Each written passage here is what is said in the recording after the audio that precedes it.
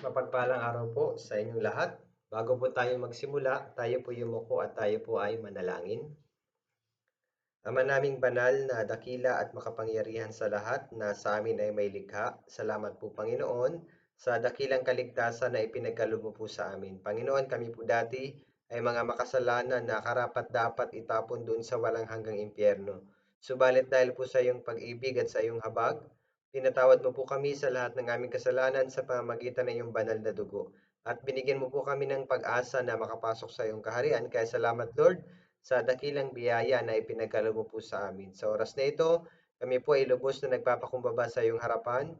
Nawabuksan mo po ang aming puso at ang aming isip na maunawaan po namin ang mga salita na nais mong ituro sa amin sa oras na ito.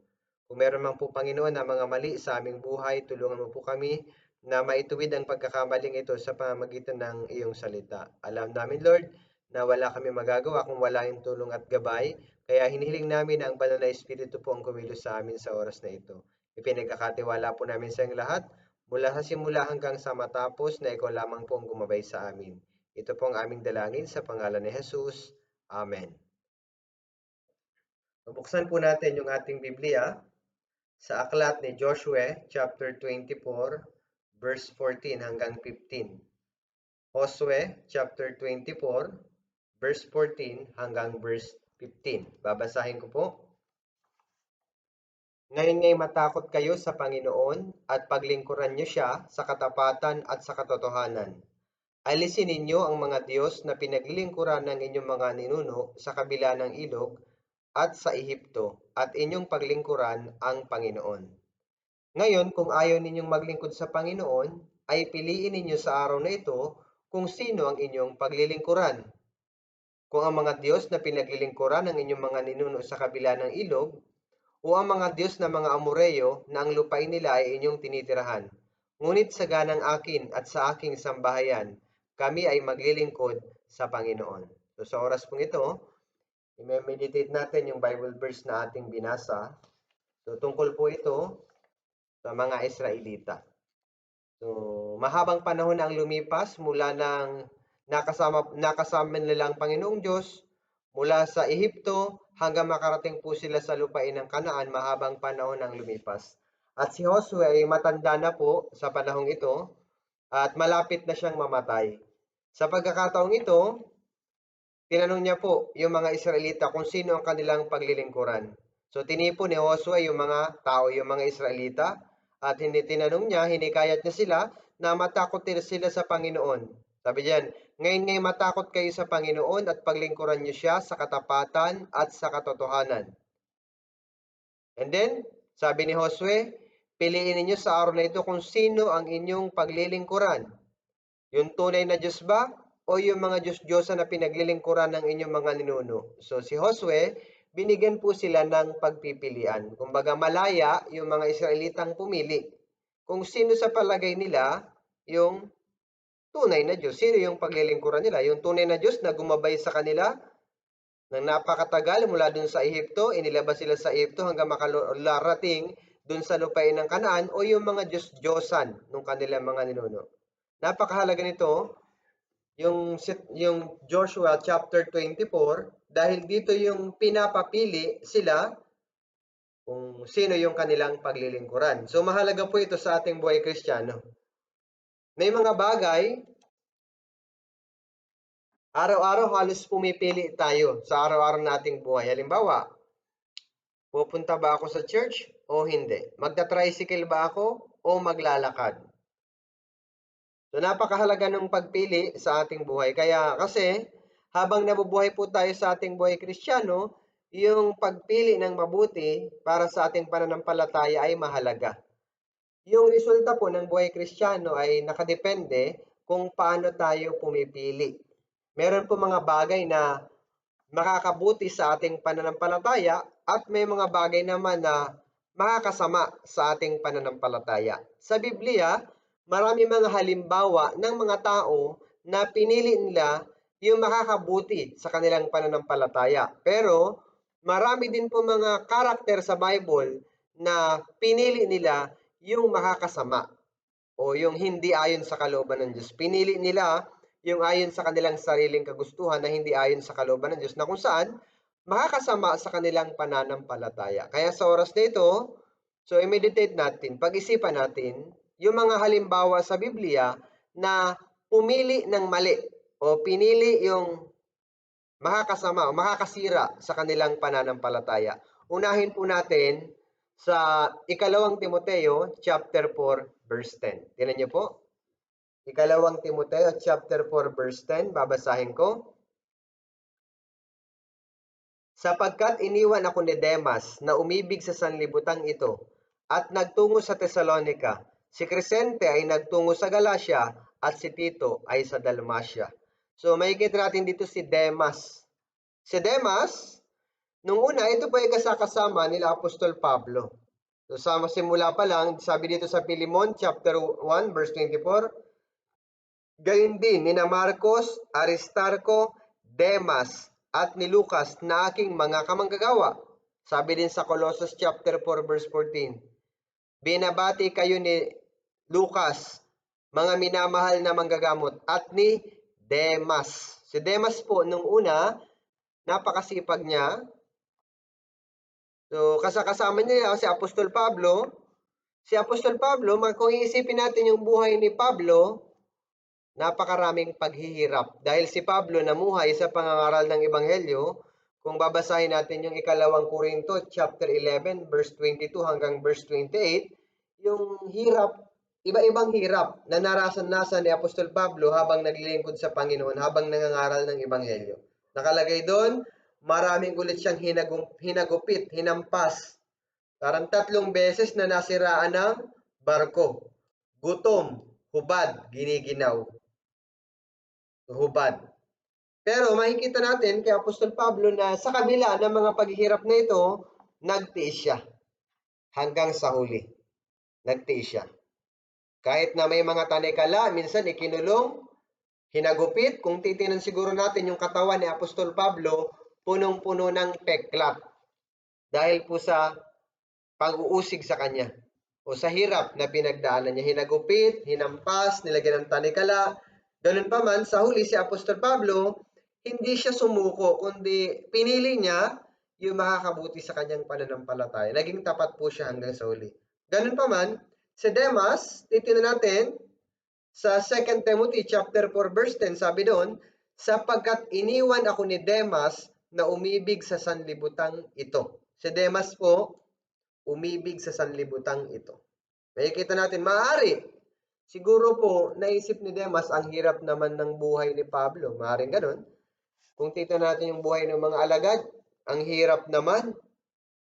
So, siguro inisip nito ni Demas, napagod siguro siya, o ayaw niyang dumanas ng hirap, mas pinili niya po yung sanlibutan. So, pinili niya yung pansamantalang bagay. Alam natin na yung mga bagay sa sanlibutan, maglalaho. So sabi sa 1 John chapter 2 verse 15 hanggang 17, yung sanlibutan at pag nananasan ito, maglalaho po yan. Hindi yan mananatili magpakailanman. Pero yung gumagawa ng kalooban ng Diyos, mananatili magpakailanman. Pero si Demas, sa halip na mag-sacrifice kasama sa pangangaral ng Ebanghelyo ni Apostol Pablo, mas pinili niya po yung pansamantalang kasiyahan ng mundong ito. Si Demas. Napakahalaga. So kung ligtas talaga to si Demas, mapapahiya siya pagharap niya sa Panginoon dahil pinili niya, inibig niya yung sanlibutan ito. So yung pinili niya, yung bagay na pansamantala na kung saan yun, so pwede makasira sa kanya. So tingnan naman natin si Lot. Siguro napakahalaga nito si Lot sa Genesis chapter 13 verse 10 hanggang 11. So isa pang halimbawa na mali yung pinili para sa kanyang pananampalataya. Genesis chapter 13 verse 10 hanggang verse 11, babasahin ko. Inilibot ni Lot ang kanyang paningin at natanaw niya ang buong libis ng Jordan, na pawang natutubigang mabuti gaya ng halamanan ng Panginoon, gaya ng lupain ng Ehipto sa gawi ng Zoar. Ito ay bago winasak ng Panginoon ang Sodoma at Gomora. Kaya't pinili ni Lot para sa kanya ang buong libis ng Jordan at si Lot ay naglakbay sa silangan at sila'y kapwa naghiwalay. So makikita natin dito, nag-away yung pastol ni Lot at pastol ni Abraham. Ngayon sabi ni Abraham, huwag na tayo mag-away sapagkat tayo magkapatid. Kapag pinili mo sa kanan, sa kaliwa ako. Pag pinili mo sa kaliwa, sa kanan ako. Sabi po ni Abraham, pamangkin ni Abraham si Lot. Ngayon, nung si Lot pinapili, agad-agad siyang pumili. Ni hindi man lang siya nahiya kay Abraham na, tito, nakakahiyaan naman po, ikaw na lang ang unang pumili, ako nang magpapaubaya. So walang ganun kay Lot. Bigla lang siyang pumili. Sa katunayan, sa verse 10, inilibot ni Lot ang kanyang paningin at natanaw niya ang buong libis ng Jordan na pawang natutubigang mabuti, gaya ng halamanan ng Panginoon, gaya ng lupain ng Ehipto. So, tapos sabi diyan, kaya't pinili ni Lot para sa kanya ang buong libis ng Jordan, at si Lot ay naglakbay sa silangan at sila'y kapwa naghiwalay. Pinili po ni Lot yung Sodoma at yung Gomora. So, yung lugar na ito ay lugar na napakasama, makasalanang mundo.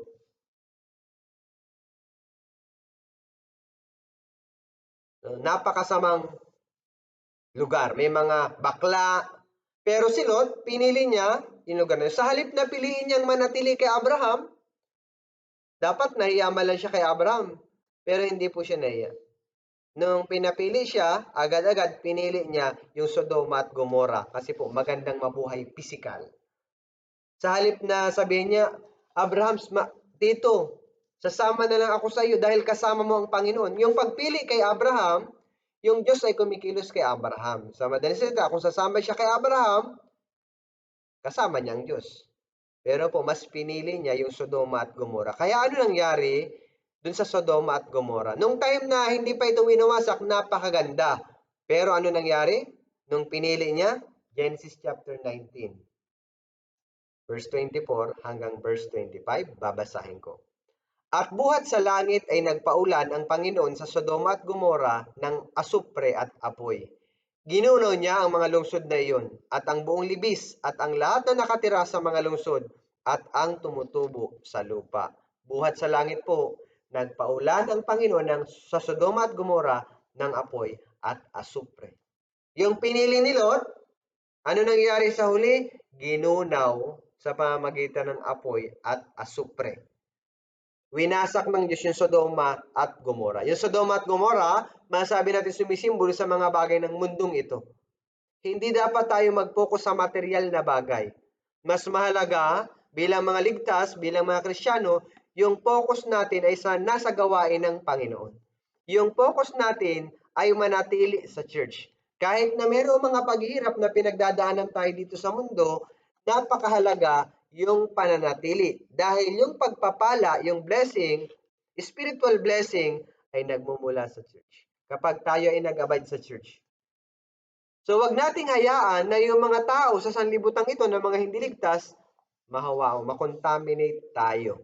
Kailangan piliin natin yung tama para sa ating pananampalataya.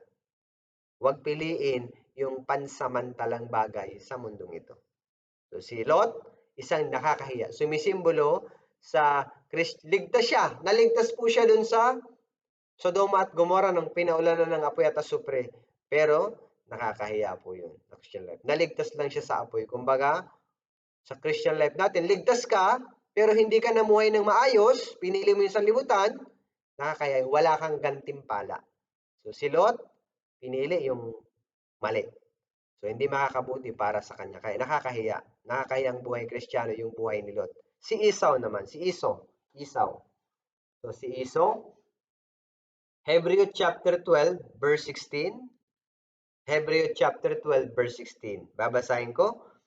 Tiyakin ninyong walang sino man sa inyo na maging kagaya ni Esau, na mapakiapid o lapastangan, nakapalit ng isang pinggang pagkain, ay ipinagbili ang kanyang sariling pagkapanganay. So si Esau po, sabi diyan, tiyakin ninyong walang sino man sa inyo ang maging kagaya ni Esau. Si Esau, pinili niya po yung isang pinggang pagkain kaysa doon sa kanyang sariling pagkapanganay. So, hindi niya naunawaan yung kahalagahan ng pagiging panganay. Yung pagkapanganay, tatanggap ka ng dalawang bahagi, dobleng bahagi nung mana.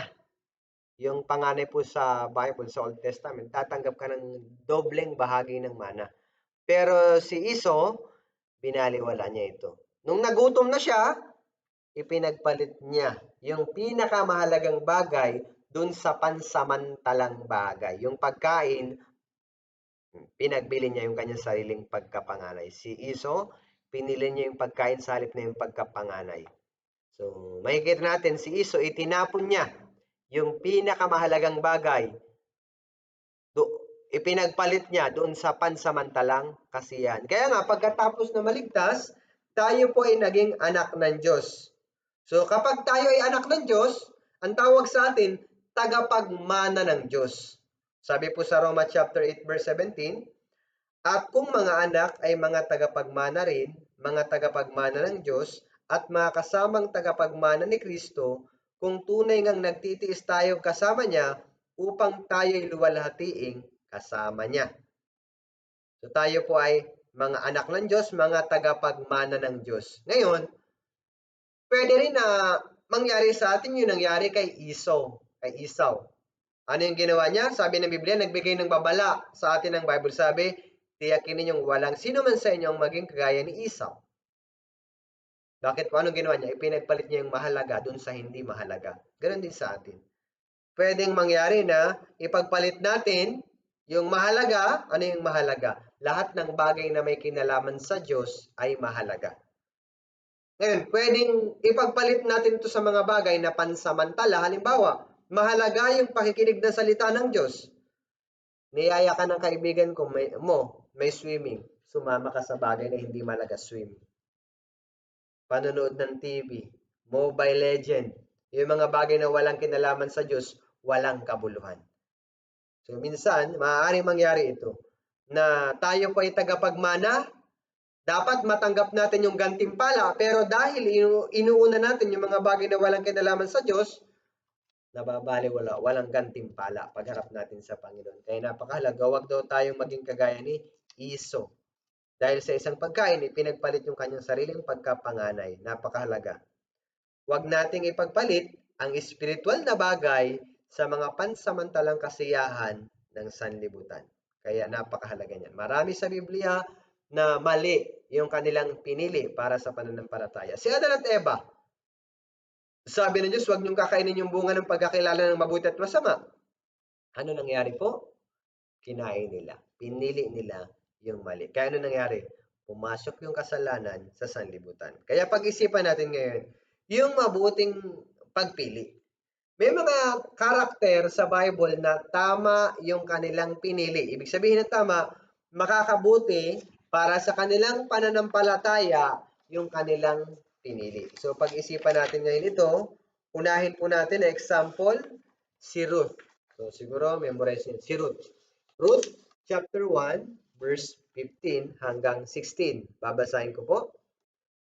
Sinabi niya, tingnan mo, ang iyong bilas ay bumalik na sa kanyang mga kababayan, at ang kanyang mga Diyos, sumunod ka na sa iyong bilas. Verse 16. Ngunit sinabi ni Ruth, huwag mo akong pakiusapan na kita'y iwan o talikuran ko na ang pagsunod sa iyo. Kung saan ka pupunta, ay doon ako pupunta. Kung saan ka nakatira, ay doon ako maninirahan. Ang iyong bayan ay magiging aking bayan, at ang iyong Diyos ay aking Diyos. Si Ruth, siya po ay isang babaeng Moabita, isang hentil. Pero pinili niya yung makakabuti sa kanyang pananampalataya. So kung titignan natin, sinabi sa kanya ni Naomi, tingnan mo, ang iyong bilas ay bumalik na sa kanyang mga kababayan at sa kanyang mga Diyos, sumunod ka na sa iyong bilas. So pinapabalik na po si Naomi sa Moab. Isa siyang Moabita.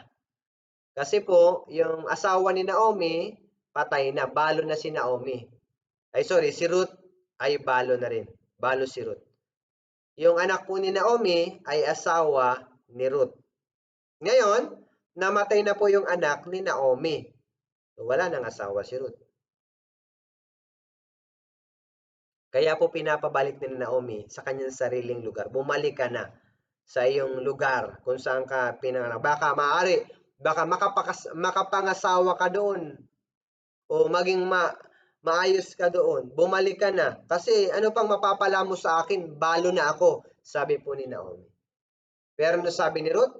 Ngunit sinabi ni Ruth, huwag mong pakiusapan na kita'y iwan o talikuran ko na ang pagsunod sa iyo. Ayaw niya pong humiwalay kay Naomi. Bakit kaya? Kung saan ka pupunta, doon ako pupunta. Kung saan ka nakatira, ay doon ako maninirahan. Ang iyong bayan ay magiging aking bayan. So kung saan nakatira, saan pupunta, susunod siya. Bakit kaya? Hindi po yan dahil kay Naomi, kundi dahil sa Diyos ni Naomi. Sabi diyan, at ang iyong Diyos ay aking Diyos. Pinili po ni Naomi. Sabi, ang iyong Diyos ay aking Diyos. Yung mga Moabita, may sarili din silang Diyos-Diyosan. Pero si Naomi, si Ruth, sabi niya kay Naomi, ang iyong Diyos ay aking Diyos. Ibig sabihin, gusto niya sumama kay Naomi o sumama siya kay Naomi dahil kasama ni Naomi ang Diyos. Napakahalaga niyan. Kaya ano nangyari kay Ruth nung sumama siya kay Naomi? Sabi po sa Mateo chapter 1 verse 5, napakahalaga. Ito po yung salin lahi ni Jesus.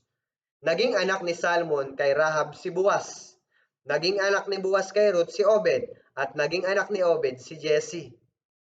So naging anak ni Boaz kay Ruth si Obed. Si Ruth, si Naomi, wala na siyang anak. Wala na mapapangasawa si Ruth. Pero po nung sumama siya, hindi siya pinabayaan ng Diyos. Nagkaroon po siya ng asawa, si Ruth, si Boaz, kamag-anak ni Naomi. Kaya, ano nangyari? Si Boaz kay Ruth, si Obed, at naging anak ni Obed si Jesse. Salin lahi po ito ni Jesucristo. Nakalagay dyan sa verse 16, tatalon tayo. Naging anak ni Jacob si Jose, na asawa ni Maria, na siyang nagsilang kay Jesus, na tinatawag na Kristo. So, si Ruth, isa po siya kasama siya sa salin lahi ni Jesucristo. Sabi diyan, kung titignan natin, sa halip na bumalik siya sa Moab, nagstay siya kay Naomi dahil po sa Diyos. Yung tunay na Diyos. Hindi niya alam kung ano mangyayari sa future. Ang mahalaga kay Naomi, ang iyong Diyos ay aking Diyos. Hindi niya alam, walang kasiguraduhan. Pero sabi niya, ang iyong Diyos ay aking Diyos. Pero nangyari sa huli, pinagpala po siya ng Diyos. So napakahalaga nito. Nakasama siya sa genealogy ni Jesucristo. Kahit na po siya ay isang babaeng hentil. Napakahalaga nito sa atin. So pinili niya yung makakabuti sa kanyang pananampalataya. So sumunod naman, isa pa na good example ng pagpili ng tama sa pananampalataya, si Maria. Tingnan natin sa Luke chapter 10, verse 38. Lucas chapter 10, verse 38 hanggang 40. Babasahin ko po. Sa pagpapatuloy nila sa kanilang lakad, pumasok siya sa isang nayon. Isang babaeng ang pangalan ay Marta ang tumanggap kay Jesus sa kanyang bahay.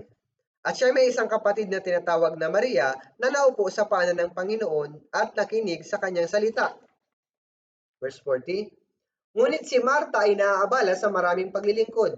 Siya'y lumapit sa kanya at sinabi, Panginoon, wala bang anuman sa iyo na pinapabayaan ako ng aking kapatid na maglingkod na mag-isa?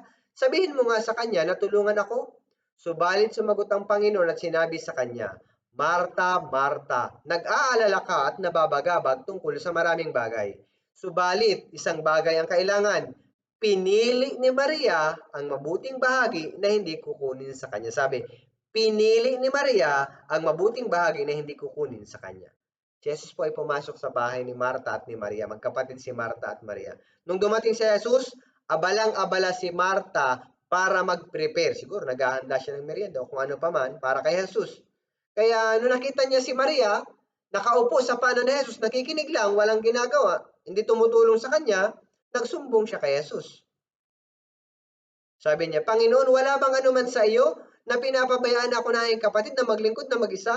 Sabihin mo nga sa kanya, tulungan ako. Sa isip ni Marta siguro, pagagalitan ni Jesus si Maria. Pero ano sinabi ni Jesus? Marta, Marta, nag-aalala ka at nababagabag tungkol sa maraming bagay. Subalit isang bagay ang kailangan. Ano yon? Pinili ni Maria ang mabuting bahagi na hindi kukunin sa kanya niyon. Si Maria nakinig ng salita ng Panginoong Hesus. Mas mahalaga po iyon kaysa dun sa paghahanda, pagpe-prepare. Minsan, napansin ko, pag may cell group fellowship, okay na, nagsama-sama na, okay, nandiyan na, isang cell group, kunyari, cell group 1. So, pagkatapos, malapit nang matapos yung sermon o fellowship, malapit nang matapos, 2 tao na lang ang magte-testimony, yung may-ari ng bahay tatayo na siya, aalis na, iiwanan na. Nagpe-prepare na yan ng juice, tinapay. So, kapag ganito, sana mas mainam, mamaya na mag-prepare. Tapusin muna natin yung fellowship, closing prayer. Pagkatapos, kung di pa nape-prepare, saka mag-prepare kasi sayang yung gawain ng Diyos. Yung pakikinig ng salita ng Diyos, and then yung pakikinig ng testimony, napakahalaga. Or, para hindi mas masagasaan, mas mainam, bago pa mangyari yung fellowship, mag-prepare na po ng pagkain kung may ihahandang merienda. Huwag isabay dun sa pakikinig ng salita ng Panginoong Diyos. Kasi priority po natin yung pakikinig ng salita ng Diyos. Kailangan piliin natin yung tama, makakabuti sa atin. Yan yung salita ng Diyos. Minsan maraming busy sa church sa gawain, pero pinapabayaan yung salita ng Diyos. Kapag ganito, problema ito. So, pinili ni Maria ang mabuting bahagi na hindi kukunin sa kanya. Priority, pakikinig ng salita ng Diyos. Napakahalaga. Sunod, last, na mabuting example, marami po pero ilan lang yung pinili natin, si Moises. Hebrews chapter 11, verse 24 hanggang 25. Babasahin ko. Sa pananampalataya ng nasa hustong gulang na si Moises ay tumangging siya'y tawaging anak ng anak na babae ni Paraon. Verse 25, na pinili pa ang mapasama sa kapihan ng bayan ng Diyos kaysa magkaroon ng pansamantalang kasiyahan ng kasalanan. Si Moises, pinili pa ang mapasama sa kaapihan ng bayan ng Diyos. Tinanggihan niya yung pagiging anak na babae ng Paraon, yung pagiging prinsipe ng Ehipto. Kung iisipin natin, magiging siyang sikat, tanyag siya, yung posisyon niya mataas sa Ehipto, pero ito pa ay walang kabuluhan. Sabi niya, pinili pa ang mapasama sa kaibahan ng bayan ng Diyos. Siguro kung mga tao titingnan, mga hindi ligtas, ay hangal si Moises. Dapat pinili niya yung mataas na posisyon. Pinili niya dapat yung maging anak na babae ng Paraon, pero hindi niya pinili. Mas pinili pa niya yung mapasama sa kapihan sa bayan ng Diyos. Opo, napakahalaga nito. Ganun din, may mga Kristiyano, mas pinipilit pa pagdating sa posisyon sa gobyerno, posisyon sa school, posisyon sa trabaho, posisyon sa barangay, nag-aagawan. Gusto nila ma-promote. Pero pagdating sa posisyon sa church, tinatanggihan nila. Binigyan ka ng responsibility, gawin mo to, ayaw. Pero pagdating sa posisyon sa labas ng church, active. Yun, focus doon. Napakahalaga nito. Si Moises, sinanggihan niya yung tawaging anak na babae na Paraon. Pinili ang mapasama sa kaipihan ng bayan ng Diyos. So, mapasama sa kaapihan ng bayan ng Diyos kaysa magkaroon ng pansamantalang kasiyahan ng kasalanan. So, yung napakahalaga nito. Yung posisyon ng paglilingkod sa Diyos mas mahalaga kaysa sa posisyon ng mundong ito. Yung posisyon sa Ehipto, pansamantala. Yung posisyon sa mundong ito, pansamantala. Yung kayamanan ng mundong ito, pansamantala. Pero yung kayamanan sa langit, walang hanggan. Kaya hindi natin maikukumpara yung kayamanan na yung reward o yung kayamanan sa langit na ibibigay ng Diyos sa mga bagay ng sanlibutan ito. Si Moises saan siya nakatingin? Bakit niya nagawang iwanan yung Ehipto? Bakit nagawa niyang mag-sacrifice sa Diyos? Sabi niyan, sa verse 26. Hebrews 11:26. Kanyang itinuring na malaking kayamanan ang magdusa alang-alang kay Kristo kaysa kayamanan ng Ehipto sapagkat kanyang pinagtuunan ng pansin ang gantimpala. Nakatingin po siya sa gantimpala. Minsan meron tayong Bible seminar. So, minsan, pag Bible seminar, kailangan natin gumastos ng ating sariling pera. Ano sa iba? Ba't ka gumagastos ng perang yan? Gamitin mo na lang sa sarili mo, mamasyal ka, ba't ginagasto mo? Hindi mo naman niya kaano-ano. Para sa kanila, yung ginagawa natin, pag-aaksaya. Pero sa atin, di ba, kahit sarili nating pera, Gagastusin natin para sa Bible seminar, pamamasahehan natin, bibigyan natin ng pamasahe yung invite, makapunta sa church. Pag inaantok, bibilihan natin ng kape, sarili nating pera. Bakit po? Doon tayo yun, para sa gantimpala. Pero para sa iba, na hindi nakakaunawa, kahangalan yun, pag-aaksaya. Pero tayo, masaya natin ginagawa. Bakit? Dahil sa gantimpala. Napakahalaga nito. Kaya si Josue, kung titignan natin sa Bible po, may mga tama yung pinili, makakabuti sa kanilang faith, meron namang makakasama sa kanilang faith. Ngayon, tingnan natin si Josue. Kaya si Josue, tinanong niya, sino ang inyong paglilingkuran? Pero pagkatapos nun, niremind muna po ni Josue yung ginawa ng Diyos sa kanila. Bago sila magdesisyon, ito yung ginawa ng Diyos. Sabi dito sa Josue, si Josue po yung leader. So, tinipon niya po yung mga tao. Tinipon niya. Sabi dito sa Josue chapter 24, verse 3, hanggang, medyo mahaba ito, babasahin ko lang ng mabilis, hanggang 13. Kinuha ko ang inyong amang si Abraham mula sa kabila ng ilog, at pinatnubayan ko siya sa buong lupain ng Kanaan, at pinarami ko ang kanyang binhi, at ibinigay ko sa kanya si Isaac. Kay Isaac ay ibinigay ko si Jacob at Iso, at ibinigay ko kay Iso ang bundok ng Seir. Sa verse 24, verse 5, sinugo ko sina Moises at Aaron, sinalot ko ang Ehipto. Verse 6, inilabas ko ang inyong mga ninuno sa Ehipto. Verse 7, at nang sila'y tumangi sa Panginoon, nilagyan niya ng kadiliman ang pagitan niyon at ang mga Ehipsyo, at itinabon ang dagat sa kanilang at tinakpan sila. Nakita ng inyong mga mata kung ano ang aking ginawa sa Ehipto. Verse 8, pagkatapos ay dinala ko kayo sa lupain ng mga Amoreyo. Ibinigay ko sila sa inyong kamay. Sabi din sa verse 8, nilipol ko sila sa harapan ninyo. Sabi din po sa verse 11, sa last part, ibinigay ko sila sa inyong kamay. Sabi sa verse 12, sinugo ko ang malalaking putakti sa unahan ninyo. Itinaboy ko ang 2 hari na mga Amoreyo. Verse 13, aking binigyan kayo ng lupain na hindi ninyo pinagpaguran. Tingnan niyo po. Mapapansin natin dito sa chapter 24, paulit-ulit mula po dyan sa verse 3 hanggang dito sa verse 13, paulit-ulit. Sabi dyan, kinuha ko, pinatnubayan ko, pinarami ko, ibinigay ko, sinugo ko, sinalot ko, inilabas ko, dinala ko kayo, ibinigay ko sila sa inyong kamay, nilipol ko sila sa harapan nyo, ibinigay ko sila sa inyong kamay, sinugo ko, laging may ko. Yung baga, kung mauunawaan natin dito, Diyos ang kumilos sa kanila. Diyos ang nakipaglaban sa kanila. Diyos ang nagbigay ng proteksyon sa kanila. Diyos ang nag-guide sa kanila papunta sa Kanaan. Iningatan sila ng Diyos, pinakain sila ng Diyos, pinotektahan sila ng Diyos, kaya kung wala ang tulong ng Diyos, hindi sila makakapasok sa Promised Land. Ipinaalala ni Josue yung gabay ng Diyos mula simula hanggang makapasok sa lupain ng Kanaan, kasama nila ang Diyos. Pagkatapos po na isabihin niya ito sa mga tao, sinabi niya dito sa Josue chapter 23, verse 2 and 3, sabi din dito, at tinawag ni Josue ang buong Israel, ang kanilang matatanda, mga pinuno, mga hukom, at ang kanilang mga tagapamahala, at sinabi sa kanila, ako'y matanda na at puspos na ng mga taon. Inyong nakita ang lahat ng ginawa ng Panginoon ninyong Diyos sa lahat ng bansa. Ito para sa inyo. Sapagkat lumaban ang Panginoon Diyos para sa inyo. Sinabi din sa verse 3, dalawang ulit.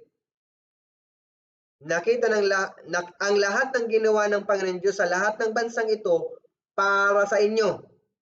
Lumaban ang Panginoon Diyos para sa inyo, para sa Israel. Matanda na po si Josue, palapit na siyang mamatay. Napakahalaga ng chapter 24 dahil pinaalala sa kanila ano yung ginawa ng Diyos sa kanila. Parang motivation ito. Sino ang inyong paglilingkuran? Ito ang ginawa ng Diyos sa inyo. Kanino kayo maglilingkod? pinaalala yung ginawa ng Diyos sa kanila. Nakita nila, habi, inyong nakita ang lahat ng ginawa ng Panginoon Diyos, na inyong nakita, na witness nila yung ginawa ng Diyos. Kaya yung napakahalaga nito, bakit pinaalala? Kailangan wag nating makalimutan yung biyaya ng ating Panginoong Diyos.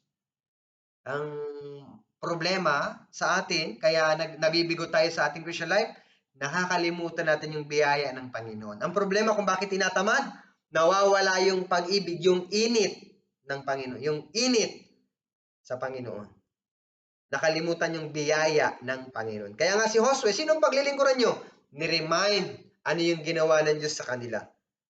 Hindi natin dapat kalimutan yung biyaya ng Panginoong Diyos. Nakakapaglingkod tayo sa Diyos dahil sa kanyang biyaya. Kung wala yung biyaya, mabibigo tayo. Kaya nga si Apostol Pablo, inaalala niya yung biyaya ng Diyos. Unang Korinto, chapter 15, verse 10, sabi niya, subalit sa pamamagitan ng biyaya, ako ay ako. At ang kanyang biyaya na ibinigay sa akin ay hindi nawawala ng kabuluhan. Sa halip, ako'y naglingkod ng higit kaysa kanilang lahat. Bagamat hindi ako, kundi ang biyaya ng Diyos na nasa akin. Naglingkod daw si Apostol Pablo na higit kaysa kanilang lahat. Bagamat hindi ako, kundi ang biyaya ng Diyos na nasa akin.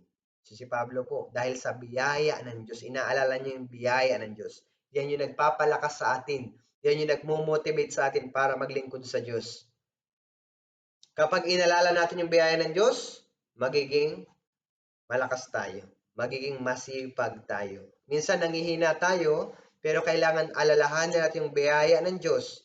And then, magagawa nito. Dahil sa pag-alala nito, magagawa nating bumalik sa ating Panginoong Diyos. Kahit na nangihina tayo, babalik tayo dyan kung naalala natin yung biyaya ng ating Panginoong Diyos. Kaya, ngayon, para sumunod sa Diyos, sinabi ni Josue kung paano sila makakasunod sa Panginoon. Sinong paglilingkuran nyo? Ngayon, kung Diyos ang pipiliin nyo, ito ang kailangan nyong gawin. Josue chapter 24 verse 14. Ngayon, sabi, ngayon matakot kayo sa Panginoon. Una, sabi, matakot kayo sa Panginoon. Paglingkuran nyo siya sa katapatan at katotohanan. Alisin ninyo ang mga Diyos na pinaglilingkuran ng inyong mga ninuno sa kabila ng ilog sa Ehipto at inyong paglingkuran ang Panginoon. Una, sabi ni Josue, ngayon matakot kayo sa Panginoon. Mahalagang katangian yan para pagsunod sa Diyos. Kung wala tayong takot, hindi natin magagawa yung gusto ng Diyos. Kung may takot ka sa Diyos, susunod ka sa Kanya. Kasi yan ay paggalang sa Diyos. Sabi po sa awit 111 verse 10, ang pagkatakot sa Panginoon ay pasimula ng karunungan. Ang lahat na nagsisigawan nito ay may mabuting kaunawaan. Ang kanyang kapurihan ay nananatili magpakailanman. Ang pagkatakot sa Panginoon ay pasimula ng karunungan. Ang lahat na nagsisigawan nito ay may mabuting kaunawaan. May pangunawa yan. So, yung pagkatakot sa Diyos, ibig sabihin, may pagkaunawa ka, may kilala mo ang Diyos, may respeto ka sa Diyos, susunod ka sa Diyos. May takot ka sa Diyos, susunod ka. Kung takot ka sa Diyos, iiwas ka sa kasalanan. Kasi ayaw ng Diyos ng kasalanan. Kung takot ka, susunod ka. Halimbawa, sa magulang, kung takot ka sa magulang mo, susunod ka sa utos ng magulang mo. Ganon din sa Diyos. Ayaw ng Diyos ng kasalanan, kung may takot ka sa Diyos, magagawa nitong humiwalay ka sa kasalanan. Ngayon, kung patuloy ka sa kasalanan, nagpapakita na wala kang takot sa Diyos. Binabaliwala mo yung Diyos. Sabi sa Kawikaan, chapter 8, verse 13, ang takot sa Panginoon ay pagkamuhi sa kasamaan.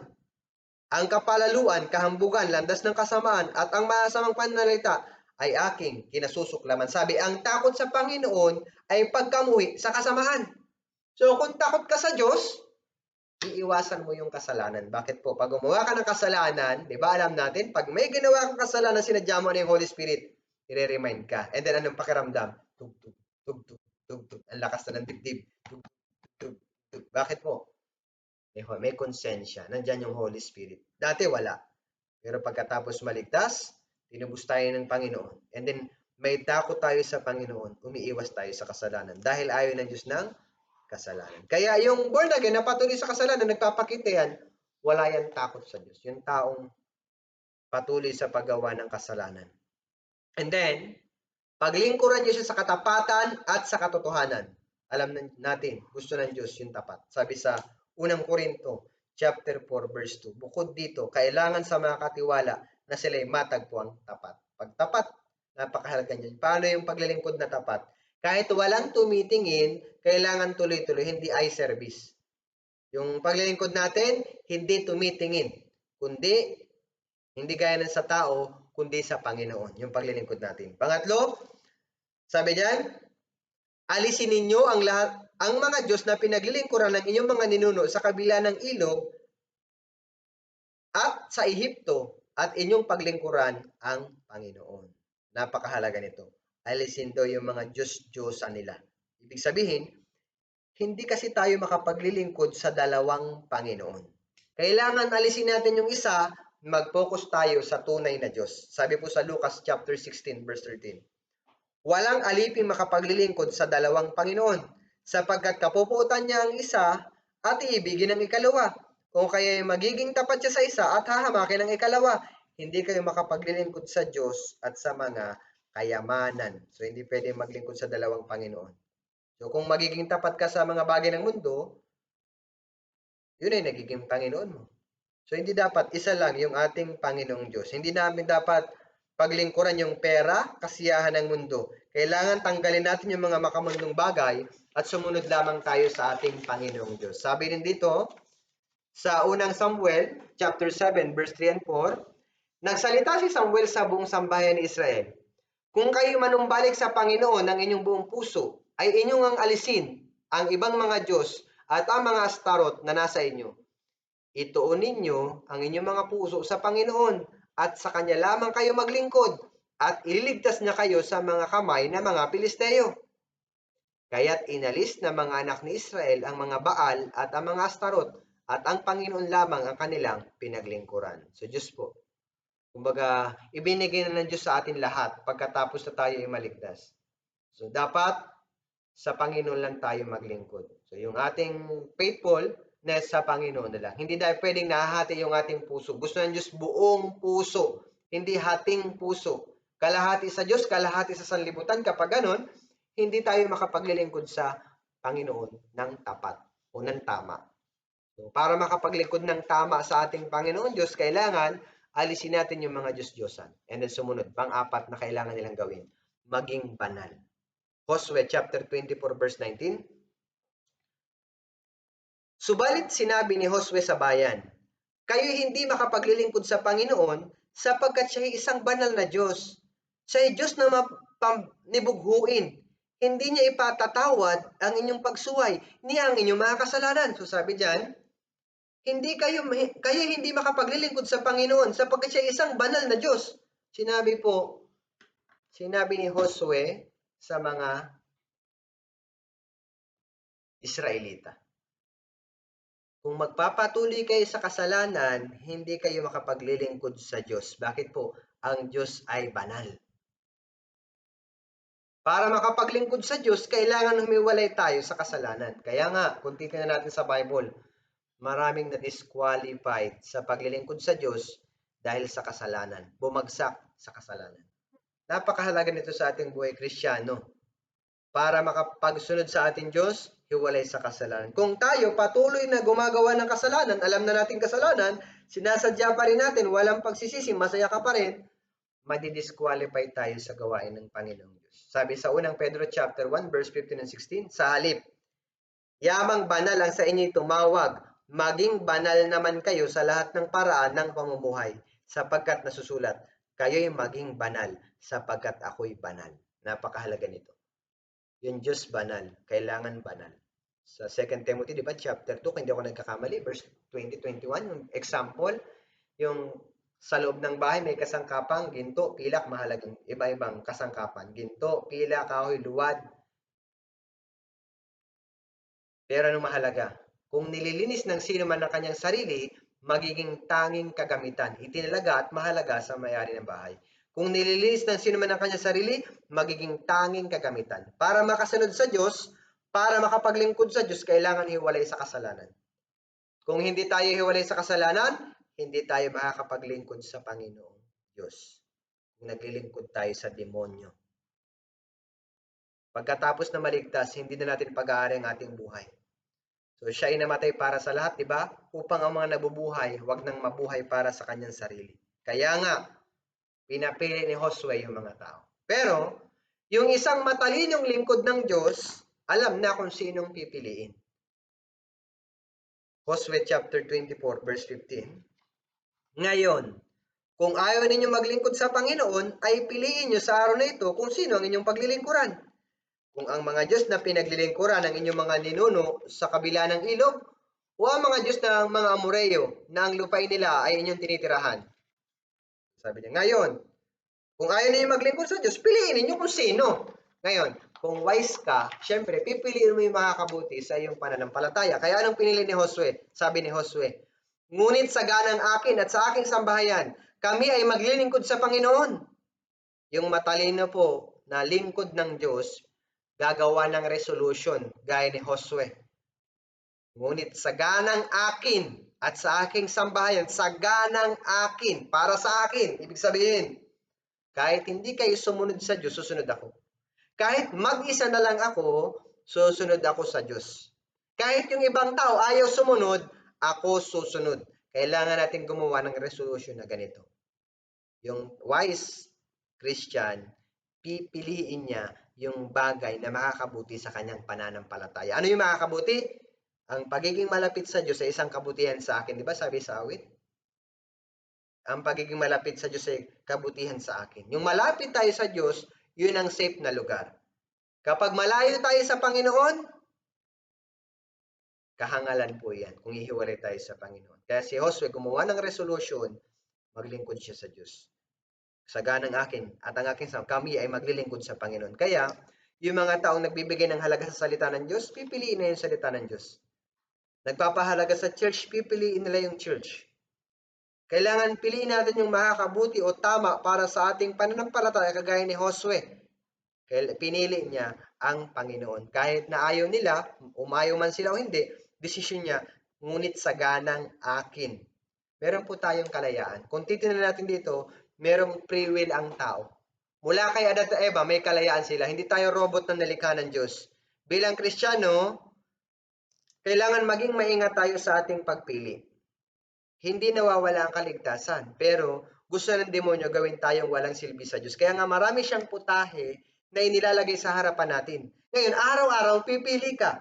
Sa pagising mo pa lang sa umaga, nandiyan na yung cellphone mo, tutunog. Ano kaya? Magbabasa ako ng Bible o magsiselfone?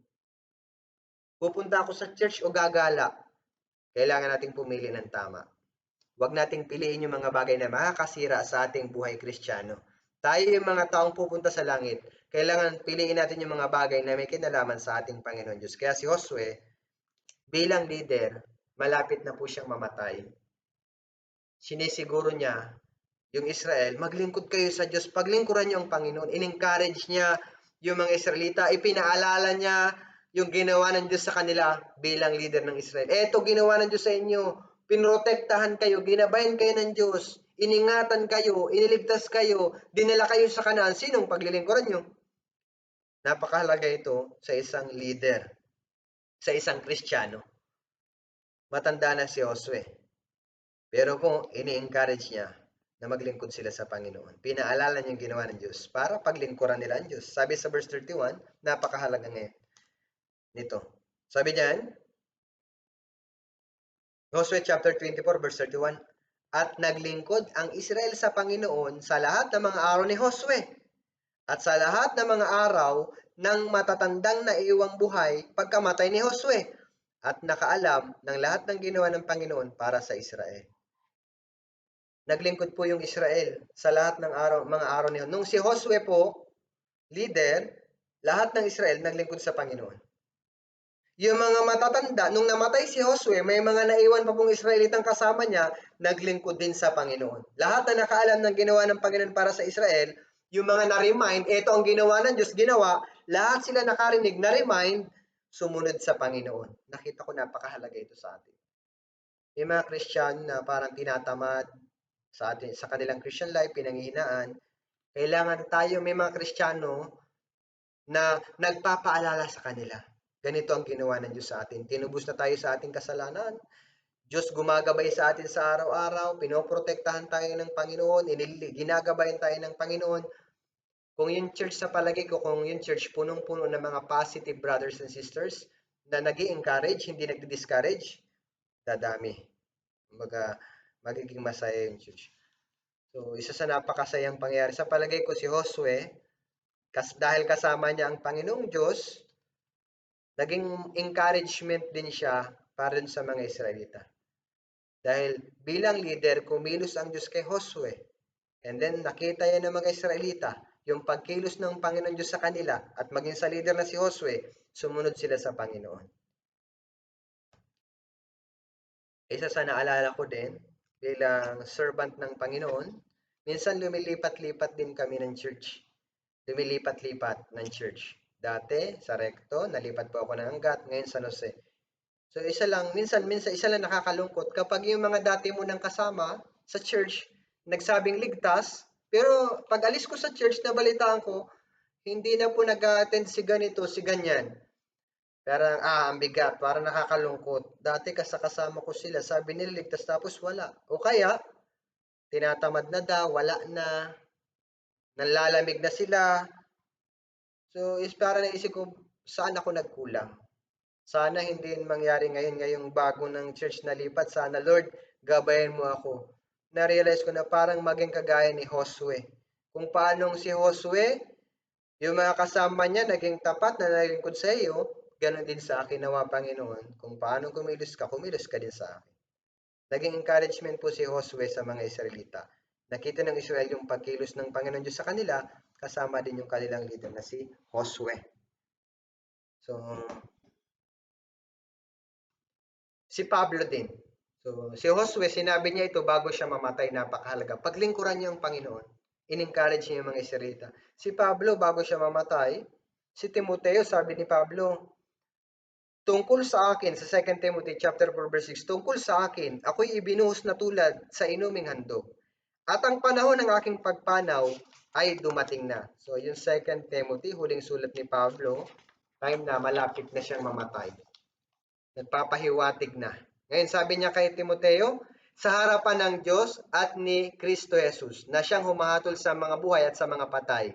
At sa pamamagitan ng kanyang pagpapakita at sa kanyang kaharian ay inaatasan kita.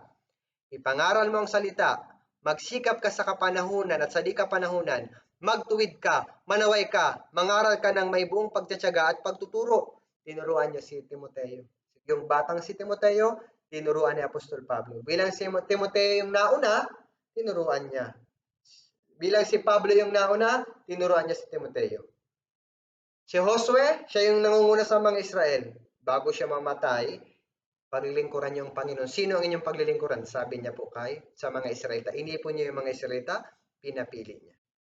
Parang ganito din si Pablo. Sino? Inaatasan kita. Pero si Timoteo, may free will siya. Susunod ka ba o hindi? So nakita natin si Pablo sa katapusan ng kanyang buhay, sabi niya dito, bago siya mamatay, nakipaglaban ako ng mabuting pakikipaglaban. Natapos ko na ang aking tungkulin. Iningatan ko ang pananampalataya. Na-realize ko rin, isang araw mamamatay ako o tayong mga Kristiyano o magre-retire ako bilang servant ng Diyos. Ipinagpipray ko na maging mabuting halimbawa ako pagka ako nag-retire o namatay, na maging mabuting encouragement sa mga Kristiyano. Napakahalaga nito sa atin na ipag-pray natin. Hindi natin alam kung ano yung mangyayari sa future. Pero isa lang, na sana patuloy na magamit tayo ng Panginoong Diyos sa paglilingkod. So, araw-araw pumipili tayo. Yung Diyos, gusto niya tayong gamitin, pero depende siguro sa pagpili natin. Kung pipiliin natin, gusto ng Diyos, tulungan tayo sa ating Christian life. Nandyan yung Diyos na gumagabay sa ating Christian life, pero napakahalaga yung pagpili. Pipiliin natin yung makakasama o makakabuti. Siyempre, napakahalaga na piliin natin yung mga bagay na makakabuti sa ating pananampalataya. Ano yun? Yan yung mga bagay na may kinalaman sa Panginoong Diyos. Kaya hanggang dito lang, yung nais kong ibahagi sa inyo. Nawa, meron po kayong naunawaan dito po sa pinag-aralan natin. So nagpapasalamat ako sa Panginoon sa pagkakataon na ibinigay sa atin na makapag-meditate ng salita ng Panginoong Diyos. So tayo pong lahat ay yumuko at tayo manalangin. Ama naming Diyos na dakila at makapangyarihan sa lahat na may likha ng langit at lupa. Salamat Lord sa oras na ito na ipinagkaloob mo sa amin na nakapag-meditate ng iyong salita. Lord, tulungan mo po kami. Kami po ay nabubuhay sa katapusan ng panahon. Hinihiling namin Lord na tulungan mo po kami na makasunod sa iyo. Bagamat napakaraming putahe ni Satan na nasa paligid namin, tulungan mo kami na maging tapat hanggang sa huli. Nawa Lord ay huwag kaming mabitag ni Satan. Bigyan mo po kami ng karunungan sa pamamagitan po ng iyong salita na piliin lamang namin ang mga bagay na may kinalaman sa iyo. At nawa ay priority lamang namin ang gawain mo po, Panginoon, higit kaysa mga bagay na mundong ito. At nawa walang sino man sa amin ang mapahiya pagharap namin sa iyo. Salamat Lord sa iyo pong papurit para salamat. Ito pong aming dalangin sa pangalan ni Jesus. Amen.